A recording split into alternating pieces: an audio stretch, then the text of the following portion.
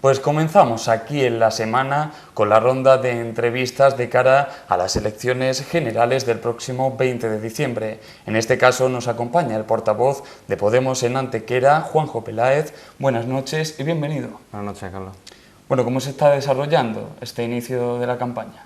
Pues bueno, iniciamos con un hecho inédito, ¿no?, entre los partidos, que generalmente nunca se hace, que es la pegada de carteles del candidato, en este caso Pablo Iglesias. En lugar de hacerse en Madrid, la hizo en Zamora por descentralizar un poco la campaña, y en general todos los actos de campaña se están haciendo de manera descentralizada. Los otros partidos concentran muchísimo los actos en Madrid, del orden de 6, 7, 8 actos en Madrid, mientras que Pablo Iglesias solo va a hacer uno en Madrid, aparte del que hizo reivindicando ese cambio constitucional que estamos planteando, ¿no? Y eso, mucho está por aquí, por Andalucía, por Cataluña y por Valencia sobre todo, más algún acto por ahí, más por el interior de España, ¿no? Bueno, listas conformadas de cara al 20 de diciembre.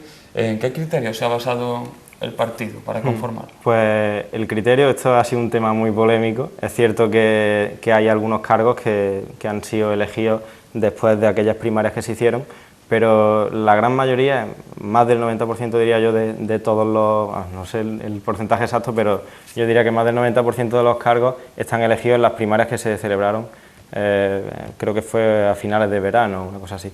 ¿Qué ocurre? Que no solo eso, sino los otros candidatos que luego han surgido, que ha sido donde se ha levantado toda la polémica, se han elegido de esa manera porque también democráticamente dentro de la organización de Podemos, toda la base de Podemos, la militancia, decidimos en el Congreso de Vistalegre de hace un año darle, porque claro, estamos naciendo, realmente pues una formación que tiene un año todavía no nos conocemos bien, entonces en quien más confianza tenía la militancia, que era en el equipo promotor, les dimos todos democráticamente la facultad de poder abrir huecos para meter concretamente algunos candidatos, porque también las negociaciones que se han hecho con Compromís, con Barcelona en Común, con las Mareas Atlánticas en Galicia, todo eso requería que algunos candidatos de esas formaciones también entraran en nuestras listas. Entonces creo que era lógico que se abrieran algunos huecos y entrase gente. ¿Y quién se va a quejar de que tengamos gente como Julio Rodríguez, que ha sido jefe del Estado Mayor de la Defensa, que tengamos candidatos como Victoria Rosell, que ha sido portavoz de Jueces por la Democracia, y todos esos portavoces, toda esa gente ha salido de esa manera de conformar las listas, ¿no? Creo que si ahora se hicieran unas primarias no habría ningún problema, la militancia de Podemos respaldaría completamente esa decisión de Pablo Iglesias, ¿no? Y concretamente en la provincia, ¿qué le parecen las listas al Congreso y al Senado por Málaga? Sí, pues creo que estamos a un nivel muy bueno también. Somos una lista, bueno, sabes que se ha crecido en 1, el número de diputados que entran por Málaga, somos 11 ahora. De los 11 son 6 mujeres y 5 hombres. Y bueno, los que más posibilidad de entrar, que son, como se sabe ya, los primeros, ¿no? Pues Alberto Montero, el candidato número 1, que por cierto está en Antequera esta semana. Es economista, ha sido asesor doctor en ciencias económicas, ha sido asesor en numerosos gobiernos de Latinoamérica y en fin, profesor de máster, profesor de la Universidad de Málaga. Creo que es un muy buen candidato y tiene una larga trayectoria, ya te digo, en el área de la economía. La número 2, por darte una reseña de los primeros, Isabel, ella es también licenciada en Derecho. El número 3 de esa confluencia que hemos hecho con el Sindicato Andaluz de Trabajadores, Alejandro Serrato, que lleva una larga trayectoria en el mundo del mundo rural y en las luchas por esos derechos del campo, ¿no? Otros partidos dicen que es la lista mejor que podrían llevar. ¿Lo dice también Podemos? Bueno, yo la verdad que no me he estudiado la lista de los otros partidos, no te puedo hacer comparaciones, pero sinceramente sí que he mirado muchos de los candidatos, no solo de Málaga, también del resto de España, porque en esa votación que tuvimos que hacer de las primarias que te contaba antes del verano, me miré muchísimos de los candidatos, todos no, porque es imposible, ¿no?, todos los candidatos de toda España, pero yo sí diría que lo tienen muy difícil los otros partidos para tener unas listas a la altura de las de Podemos, ¿no? Sin ir más lejos, el otro día estaba viendo los números 2 que van por la candidatura de Madrid, del PSOE y de Ciudadanos no se conocen. El señor, creo que se llama Francisco de la Torre, se llama el número 2, que es Francisco de la Torre, el alcalde de Málaga, pero también hay otro Francisco de la Torre, que es el número 2 de Ciudadanos por Madrid, el que va justo detrás de Albert Rivera, y sin embargo no se conocen. Y con la señora Batet, creo que era, del PSOE, que es justo la persona que va por debajo de Pedro Sánchez, tampoco se conoce, ¿no? El nuestro es Íñigo Errejón, que quieras que no, pues sí que tiene un impacto mediático ya considerable, ¿no? Yo creo que sí, que nuestra lista está a un nivel excelente. Bueno, primera vez que Antequera cuenta con una agrupación de Podemos de cara a unas elecciones generales. ¿Cómo se va a apoyar en la campaña desde Antequera para...? Sí, en la pegada de carteles nos hacían también esa pregunta, ¿no? Que si éramos novatos. Yo decía, llevamos un año de elecciones que ya de novatos no tenemos nada. Hemos pasado por las elecciones autonómicas, luego por las generales, o sea, por las municipales, perdón. Entonces ya sabemos enfrentarnos a una campaña, sabemos las cosas que van ocurriendo y cómo tenemos que afrontarlas. Nosotros, como no tenemos tanto impacto mediático, porque bueno, las reglas del juego están hechas así, ¿no? Los que acaparan mayoritariamente los medios son los partidos institucionales. Nosotros pues centramos la campaña, como vengo diciendo ya desde el principio, afrontándola en la calle, ¿no? Con la gente, mesas informativas, que por cierto digo sin ningún tapujo que el ayuntamiento me está gustando mucho el comportamiento que está teniendo de cara a los permisos, porque con la ley de seguridad nueva que hay, la comúnmente llamada ley Mordaza, hay que solicitar permiso absolutamente para todo, para cualquier asamblea, para cualquier acto que haga en la calle, tienes que solicitar permiso y bueno, hasta ahora el ayuntamiento está respondiendo bien, no tenemos quejas en ese sentido. Y eso, pues mucha mesa informativa, no solo por las plazas del centro, que son las más concurridas, también hemos estado en el mercadillo y en los barrios, y estamos desde Antequera estamos coordinando no solo la localidad de Antequera, sino toda la comarca.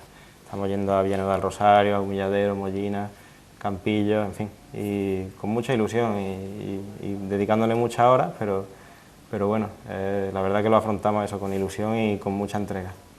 ¿Cuál es el objetivo real de Podemos para esta elección? El objetivo real ya lo hemos dicho desde aquellas europeas, ¿no? en las que todos los partidos, como siempre, salieron celebrando que ellos habían sido los que habían ganado, y nuestro candidato Pablo Iglesias salió con el ceño fruncido diciendo: tenemos 5 diputados, pero esto no es suficiente y vamos a ganar las generales. Y un año y medio después estamos aquí luchando por un puesto por la presidencia, ¿no? por gobernar España, y ese es el objetivo, lo seguimos manteniendo.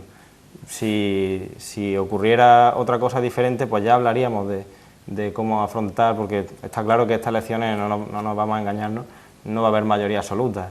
Los pactos van a estar presentes sí o sí el 21 de diciembre, pero bueno, afrontaremos esos pactos también siguiendo nuestros principios de democracia, de libertad, de solidaridad y nada. ¿Cuál cree que será el resultado en Antequera? Ya vimos que estuvieron Antequera sí se puede, plataforma apoyada claramente por Podemos, estuvo a punto de conseguir representación en el ayuntamiento. ¿Cree que se puede conseguir un mayor número de votos? ¿O por dónde cree? Bueno, ya venimos en la autonómica con la marca Podemos, conseguimos más apoyo, ¿no? Fueron 2.000 y 2.200 votos, creo recordar, en la autonómica, y no llegaron a 1.000 los apoyos que tuvimos en las municipales, ¿no? Ahí claramente nos perjudicó no ir con la marca. Entonces nuestro objetivo, basándonos en esas elecciones autonómicas en las que íbamos con la marca, nuestro objetivo mínimo aquí localmente es crecer, porque sabemos que el cambio llega primero a las grandes ciudades y tarda más en llegar a las zonas menos pobladas, ¿no? Pero estamos optimistas y creemos que podemos crecer y que podemos dar alguna sorpresa, ¿no? A ver si lo conseguimos, y desde luego no vamos a parar de trabajar hasta que lo consigamos, y si aquí localmente no conseguimos un número de apoyo suficiente como para disputarle esos primero y segundo puestos a PP y PSOE, pues seguiremos trabajando para ello, y esto es un camino a largo recorrido, ¿no? No se acaba el 21 de diciembre. ¿Se nota ese espíritu de remontada que tanto defiende el partido, a pesar de que algunas encuestas os sitúan bastante lejos de poder? Es cierto que las encuestas no nos están valorando todo lo bien que nosotros percibimos en la calle, ¿no? Consideramos que, bueno, también se están haciendo algunos pequeños truquillos, ¿no? Por ejemplo, ahora hemos hecho la confluencia con Barcelona en Común, con Ada Colau en Cataluña, con Compromís en Valencia, lo que he dicho antes, ¿no? Las mareas atlánticas en Galicia, aquí en Andalucía con el SAT, y todo eso inevitablemente nos ha dado, porque por la ley electoral, ley DON, que ya es conocido, ¿no? Cuando dos formaciones se unen, el voto se dispara, el número de escaños que consiguen entre las dos es muy diferente unidas que por separado, ¿no? Inevitablemente tenemos que haber subido, sin embargo esa subida después de las confluencias no se está notando, no la están expresando las encuestas. También están haciendo el truquito de que los escaños que consigue, por ejemplo en Barcelona, el nombre que va a ir en la papeleta es En Comú Podem, ¿no? No renunciamos en esta ocasión, como sí hicimos en las elecciones autonómicas de Cataluña, a nuestra marca, va la palabra Podemos, ¿no? En catalán, Podem, pero con la confluencia con Barcelona en Común, ¿no? Entonces, esos escaños que se consiguen con esa marca, ese nombre, En Común Podem, no los incluyen en el número de escaños que nos dan las encuestas. Entonces, pero sí que notamos el espíritu de la remontada, sí que lo notamos, y bueno, y después de los debates, pues la gente está muy, muy contenta. Este martes estuvimos en el Mercadillo, que fue el día siguiente del debate del 7N, y la gente nos quitaba los folletos de las manos, vaya, la verdad que el ambiente era muy bueno. Bueno, como dice, los debates televisivos están en la calle, los debates radiofónicos también. ¿Cree que la participación del candidato Pablo Iglesias, Íñigo Errejón en esos debates ha beneficiado a Podemos de cara al resultado final? Sí, la verdad es que se nota la trayectoria tanto de Pablo como de Íñigo, sobre todo de Pablo, ¿no? Se nota su trayectoria como tertuliano en la televisión y esa larga experiencia que tiene defendiendo las ideas que proponemos, y nuestro programa se ha visto muy, muy reflejado en estos debates. Yo, por hablarte de alguno, el del 7N, el debate que ha sido el más visto, ¿no? En el que no se puede evitar mencionar la ausencia de Rajoy, que creo que hasta la propia militancia del PP y los propios votantes del PP piensan que es una vergüenza que no estuviera, que estaba en Doñana con su familia, viéndolo tranquilamente, que dice, bueno, pues hasta en Doñana no te cuesta trabajo, para otras cosas sí que coges un transporte rápido, ¿no? Y está rápido, pero para eso no puedo estar. Creo que las excusas ahí están sobrando y que debería haber estado, ¿no? Luego vimos a un Albert Rivera demasiado nervioso, la gente lo comenta también, no te lo van a decir los de Ciudadanos, pero sí que lo comentan mucho, que fue quizás el que estuvo más nervioso de los cuatro. Y a Pedro Sánchez lo que más he escuchado es que se le vio forzado en algún momento, que si sonreía demasiado, que sí, bueno, Pablo Iglesias y él, claro, se disputan un espacio electoral más parecido, ¿no?, entre Pedro Sánchez y Pablo Iglesias, y ahí sí que todo el mundo coincide en que Pablo Iglesias ganó la partida, ¿no? Decía alguna fuerza política, en este caso Izquierda Unida, Unidad Popular, que la única izquierda que se presentaba a las elecciones podría ser ellos. ¿Qué opina de eso? Bueno, ellos continúan expresando su manera sus ideales, ¿no?, con esa palabra, con la izquierda tradicional. Si nos remontamos a la Revolución Francesa y a lo que significa la palabra izquierda, pues sí, a lo mejor nosotros también somos un partido de izquierda, ¿no? Pero lo que nosotros venimos diciendo desde que nacimos es que la gente actualmente, esa concepción de izquierda-derecha que es originaria, no se corresponde con la división de izquierda-derecha que hay ahora. Por eso renunciamos nosotros a ese eje izquierda-derecha y preferimos el eje de arriba a abajo, porque creemos que la gente lo entiende mejor qué es lo que hacen la oligarquía, ¿no?, política y económica de este país, las grandes empresas, las multinacionales y los políticos que están de parte de ese sector reducido de la población. Esos son los de arriba y luego los de abajo, ahí estamos parados, asalariados, pequeñas y medianas empresas, autónomos. O sea, es que creemos que no se entiende bien con esa forma de explicar lo que siempre ha tenido Izquierda Unida, y bueno, ellos siguen sin renunciar a su simbología, a su manera. Perfecto, nos parece lícito que se sigan presentando las elecciones como es lógico, y ya está, cada uno tiene su estrategia, ¿no? El partido en el gobierno, en este caso el Partido Popular, viene afirmando en los últimos días destacando la inexperiencia de los nuevos partidos, los partidos emergentes, para comandar el país. Sí, bueno, ya hemos visto lo que han hecho, como siempre digo, los políticos que supuestamente tienen experiencia, ¿no?, los políticos que van como ellos siempre presumen, ¿no? De las cosas que supuestamente son buenas, ¿no? Que si una buena corbata, que si un traje tal, que si... Nosotros creemos que todo eso son cuestiones superficiales, incluso lo del tema de la experiencia, hombre, claro está que una persona con experiencia pues mejor que sin experiencia, pero nosotros, ellos creo que, sinceramente, honestamente, creo que ellos son tan ineficaces gobernando que incluso teniendo experiencia son peores que nosotros no teniendo experiencia en gobierno, porque nuestros candidatos son gente, como ya he dicho, Victoria Rosell es una mujer que es la que, en el hipotético caso de que nosotros ganáramos las elecciones, sería nuestra candidata al Ministerio de Justicia. Esa mujer tiene una trayectoria en la lucha anticorrupción como yo no he visto en Gallardón ni en ningún otro ministro de Justicia, ¿no? Entonces, es relativo, creo, eso de la inexperiencia, ¿no? Y luego, aparte, estamos viendo en los ayuntamientos donde está gobernando ya partidos o asociaciones, ¿no? Apoyadas por Podemos, coalición apoyada por Podemos, como en Cádiz, como en Madrid, como en Barcelona, estamos viendo que realmente no es verdad eso de que no sabemos gobernar. Creemos que el sentido común, cuando se pone por delante el sentido común, las cosas salen bien. Kichi, el alcalde de Cádiz, ha reducido en 6 meses la deuda del Ayuntamiento de Cádiz en 10 millones de euros. Manuela Carmena, Ada Colau en Barcelona, con Barcelona en Común, están haciendo unas políticas que creo que son bastante intachables, ¿no? Reduciendo la pobreza de la gente con esas políticas por la emergencia social, reduciéndolo o eliminando los desahucios. En fin, creo que no se puede decir que no sepamos gobernar, que cuando estamos haciéndolo estamos sabiendo hacerlo. Bueno, es inevitable la pregunta, hablabas de Barcelona, los resultados de las elecciones catalanas, sabemos cómo han sido. ¿Crees que pueden influir en el voto de estas generales? Sí, es verdad que se está digamos, polarizando, o se está intentando polarizar el voto para estas elecciones generales. La estrategia de práctica, bueno, todos los partidos creo, excepto Catalunya Sí que es Pot, que es el que apoyaba a Podemos, tuvieron esa estrategia de intentar, bueno, lo que dijo ya Artur Mas, ¿no? Unas elecciones plebiscitarias. Esto no son unas elecciones autonómicas, sino un plebiscito.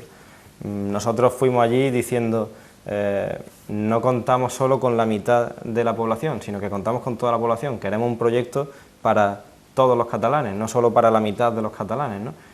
Y esperamos que esa política que expresamos en ese momento, que en su momento ciertamente, y no tenemos ningún remilgo en admitirlo, la gente no lo entendió, nosotros no supimos explicarlo, pero creemos que eso nos va a afectar positivamente de cara a estas elecciones generales. Y bueno, estamos viendo últimamente que las encuestas, ya te digo, siempre las analizamos prudentemente, tanto si nos dan bajo como si nos dan alto, pero según las encuestas, Barcelona en Común, en coalición con Podemos, lo que te he dicho antes, ¿no? En Común Podem, ya van primeros, segundos en la encuesta en Cataluña. Entonces creemos que va a beneficiar la política que expresamos en ese momento. Bueno, trasladándonos a ese futuro 20 de diciembre, si Podemos sacara una posición que le permitiera o que le obligara, digamos, a pactar para acceder al gobierno, ¿cuál crees que iba a ser la postura? La famosa pregunta de los pactos. Pues mira, a nivel nacional los líderes normalmente nunca hablan de esto. Yo hoy voy a ser un poquito, voy a intentar ser un poco más claro que lo que suelen ser ellos. Todo el mundo le plantea, porque cuando un partido está primero no tiene problema, ¿no? Que es lo que Pablo Iglesias dice, bueno, pues a mí que me apoyen, ¿no? O Rajoy, nosotros vamos a estar primeros, que nos apoyen. El problema es cuando tú estás por debajo, vas a investir a Pedro Sánchez o vas a investir a este o al otro, ahí es cuando ya nos cuesta más trabajo mojarnos, ¿no? Yo me remito a los hechos, ¿no? Hemos visto 2 casos en los que Podemos ha estado por debajo del PSOE, que es seguramente la pregunta a la que tú apuntabas, en los que han pasado cosas diferentes en la elección autonómica. Aquí en Andalucía nosotros pusimos una serie de condiciones, que es lo que hemos hecho en todas las autonomías, para investir a los gobiernos del PSOE. En Aragón tenemos el mismo caso, bueno, que Echenique prácticamente estaba en empate técnico con el PSOE, con el señor Javier Lambán, que es el actual presidente por parte del PSOE, ¿no? en la Comunidad de Aragón, y hizo lo mismo, presentó una serie de medidas que dijo, si quieres que te dé la investidura, tienes que cumplir estas medidas. No vamos a entrar en pacto de gobierno en ningún sitio con PSOE, pero vamos a investir a un presidente porque somos democráticos al fin y al cabo. Si un partido gana las elecciones o queda segundo o lo que sea, pues entonces no podemos negar la evidencia, ¿no? En ese caso investimos al presidente, pero ¿por qué se ha hecho en Aragón y aquí en Andalucía no se ha hecho y han tenido que buscar el favor de Ciudadanos? Pues porque aquí la señora Susana Díaz no ha querido acatar una serie de medidas que Podemos exigía, que eran de coste cero y eran simplemente medidas anticorrupción, quitar las cuentas de entidades financieras que tengan que pongan en práctica desahucios, ¿no? Quitar las cuentas de la Junta de Andalucía de ahí, la expulsión de altos cargos de la Junta de Andalucía para reducir costes, que hemos visto solo en el Ayuntamiento de Madrid, cuando Carmena entró, hecho a 1.500, creo que fueron, que yo aluciné cuando dije si en el Ayuntamiento de Madrid hay 1.500 altos cargos cobrando sueldos de varios miles de euros mensuales, ¿qué no habrá en la Junta de Andalucía, ¿no? Y la tercera condición que puso Teresa Rodríguez, nuestra secretaria general aquí en Andalucía, es que se expulsara a Chávez y a Griñán del partido, porque pensamos que es una vergüenza que sigamos teniendo cargos públicos, que sigan estando de cargos públicos con el escándalo de los ERE, ¿no?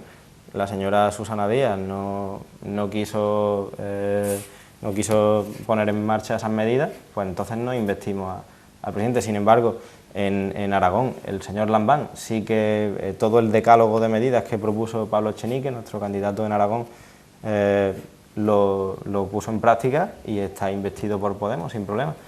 Entonces, en ese hipotético caso, que nosotros desde luego vamos a luchar por estar por encima del PSOE y creo que puede ser que demos alguna sorpresa, ¿no? Pero en ese hipotético caso, pues dependería del PSOE, es lo que venimos diciendo. Cuando el PSOE está por detrás, tenemos garantía de que el PSOE va a actuar como tiene que actuar. Cuando el PSOE está por encima, hay dudas, ¿no?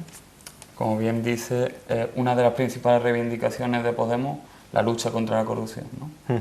Claro, es inevitable, vamos, y toda la gente, creo que incluso los votantes del PP, con todo lo que hemos visto, ¿no? Que el PP, pues, por desgracia, pues yo sinceramente no me alegro, es el partido de la corrupción en este país, ¿no? Yo ya he perdido la cuenta de los casos de corrupción, ¿no? El otro día en el mitin que dio Pablo Iglesias con Alberto Montero en Madrid, en Málaga, hablaron concretamente de la corrupción, estuvo Victoria Rosell también, y se pusieron a decir todos los casos de corrupción que había solamente aquí en la provincia de Málaga, y era apabullante, vaya, decenas de casos. Nosotros cada vez que hablamos de corrupción hablamos también de la transparencia, porque es inevitable, creemos que es necesario, y además lo hemos propuesto constitucionalmente en esa reforma que queremos hacer, en ese proceso constituyente que queremos hacer, meter directamente este área, esta situación en la Constitución. Hay que blindar las instituciones para que sean transparentes y para que no haya puertas giratorias y para que todas estas tramos de corrupción que hemos visto desaparezcan. Hay que hacer más transparentes los concursos para las empresas cuando se les adjudica un determinado servicio o una determinada construcción de lo que sea. Ya basta del amiguismo y de tanto oscurantismo entre esos contratos, ¿no? En fin, creemos que sí, la corrupción es una de las 5 garantías constitucionales que queremos cambiar en este país. Llama especialmente también la atención ese proceso revocatorio del presidente del Gobierno en caso de no cumplir el programa electoral, ¿no? Efectivamente, y además esto me satisface mucho decirlo porque fue una medida propuesta por una ciudadana anónima en el Plaza Podemos. Bueno, como sabréis seguramente, pues el programa de Podemos se ha hecho no solo con la colaboración de expertos, eso, sino también contando con la ciudadanía, posiblemente más que ningún otro partido. Las bases de Podemos nos hemos estado moviendo por todas las localidades y tratando de recabar propuestas para el programa. Y esta propuesta fue una propuesta de una ciudadana anónima. En la plataforma online que tiene Podemos, Plaza Podemos, dijo ella: estoy harta de ver cómo los partidos políticos en las elecciones dicen una cosa y luego hacen otra. Así que una de las propuestas es, a los 2 años de gobierno, si el partido que está gobernando no lo está haciendo como había prometido que lo iba a hacer, como en ese contrato que es el programa, un revocatorio y se convocan elecciones. Creo que Todos los espectadores están esperando un poco esta pregunta. Lo que les afecta más hoy día es el desempleo. Podemos estar proponiendo medidas que son bastante atractivas, ¿por qué no decirlo? Pero ¿son viables? Claro, claro que son viables. Está claro que todo el mundo está muy pendiente de dónde, la pregunta, ¿no? ¿De dónde vaya a sacar el dinero para hacer lo que queréis hacer? Claro, nosotros queremos aumentar el gasto público, pero también estamos diciendo que vamos a implementar unos ingresos de esa reforma fiscal que estamos planteando, ¿no? No puede ser que en este país estén pagando los autónomos y las pequeñas y medianas empresas estén pagando más impuestos porcentualmente que las personas o las entidades, las empresas que ganan millones de euros, cientos de miles de euros, ¿no?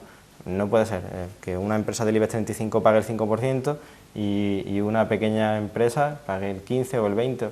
Entonces hay que subir los impuestos a esa gente. E incluso hemos visto otros países, en Francia vimos a las propias asociaciones de empresarios diciendo que sí, que ellos se prestaban a pagar más impuestos. Esto, aunque parezca de alucine, era así. Recuerdo que vi un programa de Jordi Évole en el que salían los empresarios diciendo que sí, que ellos entendían que la situación era muy catastrófica y que había que poner de su parte, ¿no? Y creemos que en España también tienen que hacerlo. Y por supuesto, pues las medidas de creación de empleo van vinculadas a ese cambio de modelo productivo, vinculado a las energías renovables. Necesitamos dejar de depender del petróleo. En el sector de la construcción vamos a proponer vincular el sector más a la rehabilitación de vivienda, porque se ha construido mucho en este país y mal. Además, yo estoy estudiando precisamente edificación y entiendo de eso, y se ha construido mucho y mal en este país. Entonces, cuando las viviendas se quedan vacías también se deteriora eso. Nosotros creemos que hay que vincular el sector de la construcción a la rehabilitación.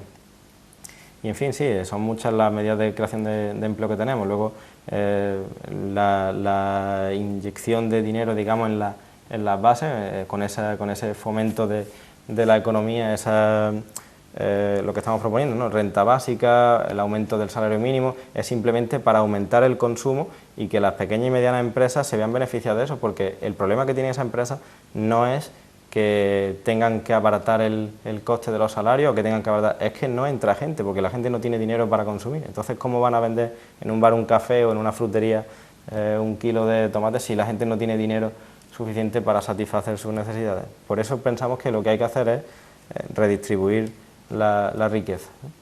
¿Es posible bajar los impuestos? La pregunta también. Sí, también otra de las preguntas. Yo creo que más que preguntar si es posible bajar los impuestos o subirlos, creo que hay que preguntarse cómo bajar o subir los impuestos. A las pequeñas y medianas empresas, a los autónomos, ya creo que son gente que están hartos de que le suban los impuestos. Entonces creo que, o el IRPF, ¿no? Los impuestos se tienen que subir a los que tienen más para pagar. Podemos ha propuesto en la ratio de los niveles, los umbrales en los que se paga por el IRPF, el que cobra al año 60.000 euros paga exactamente igual que el que cobra 300.000 o 400.000, o en este país hay sueldos astronómicos, ¿no? Entonces Podemos propone que esos umbrales por los que hay que ir cambiando el porcentaje en el que se paga el IRPF, vayan cambiando y vayan aumentando proporcionalmente. Cuanto más ganas, pues más pagas, que es algo que está en la Constitución, no es algo que nosotros nos hayamos inventado, ¿no? Entonces creo que sí, que esa es la clave. Hay que bajar a la gente que no tiene dinero, ¿no? A la gente que está pasándolo mal. Por eso proponemos también el cambio del IVA. Vamos a poner un IVA reducido del 4% para los artículos de primera necesidad, el pan, la leche, los huevos. Y en los artículos de lujo, el IVA, si te compras un Ferrari, pues no puedes pagar lo mismo como propone Ciudadanos, ¿no? Un IVA único. No es justo que el que se compra un artículo de lujo pague lo mismo que el que se compra una barra de pan, ¿no? Nosotros proponemos un IVA más alto para los artículos de lujo. Creo que recordad que era del 25%. Hablando de Antequera y hablando de proyectos que competen al Estado, al Gobierno central, uno de ellos es el AVE, que ya todos sabemos que ha sufrido una serie de retrasos. ¿Cree que es un punto importante en el que invertir si Podemos llegar al gobierno?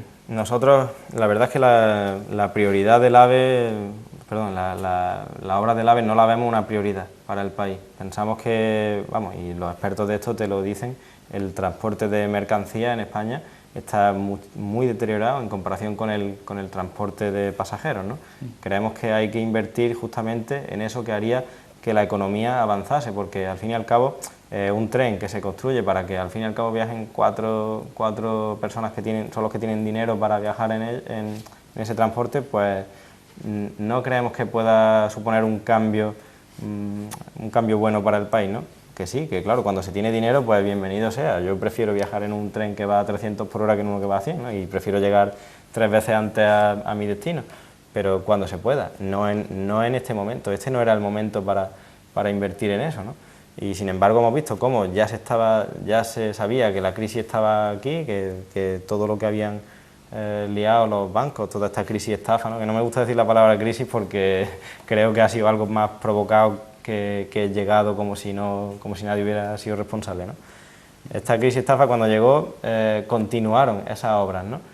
Entonces creo que eso habría que haberlo parado, bueno, y lo hemos visto en algunos sitios, también lo han hecho, ¿no? Esa línea Antequera-Sevilla, por ejemplo, que se paró, pero también fue un desastre porque había ya 70 kilómetros de vía hecho, que eso, pues, a ver cuándo se va a recuperar, ¿no? Toda esa inversión.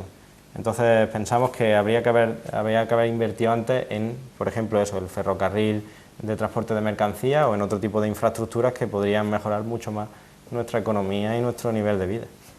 En tema de seguridad, otro de los proyectos que están ahí, en este caso paralizados desde 2009, el nuevo cuartel de la Guardia Civil. ¿Es necesario? ¿Está bien con el que tenemos? Bueno, a ver, aquí en Antequera yo sinceramente no he tenido la oportunidad y espero tenerla próximamente de visitar el antiguo, que es el que están utilizando ahora, pero según lo que me dicen sí está bastante deteriorado y habría bueno, estaría muy bien que ese colectivo de la Guardia Civil tuviese su buena infraestructura, ¿no? Para trabajar, porque es importante también la seguridad, al fin y al cabo. El problema es, como siempre decimos, ¿no? Pues cuando la administración pública no da la talla y cuando la administración pública planea las cosas de una manera, organiza las cosas de una manera y luego vemos pues lo que estamos viendo, ¿no? Esa estructura ahí que todo el mundo se pregunta esto cuándo se va a terminar o esto por qué no se ha trasladado ya el cuartel aquí y se ha hecho esto conforme a los plazos que se habían establecido, ¿no? Entonces, claro, es importante terminarlo, pero eso, teniendo en cuenta pues, que el fallo más que nada ha sido no quiero meterme con el colectivo de la Guardia Civil, pero quiero dejar claro que es la administración pública la que ha tenido la responsabilidad de que eso esté así, ¿no? Y a nivel comarcal, otro de los grandes proyectos que tenemos, en este caso en Archidona, es esa nueva cárcel.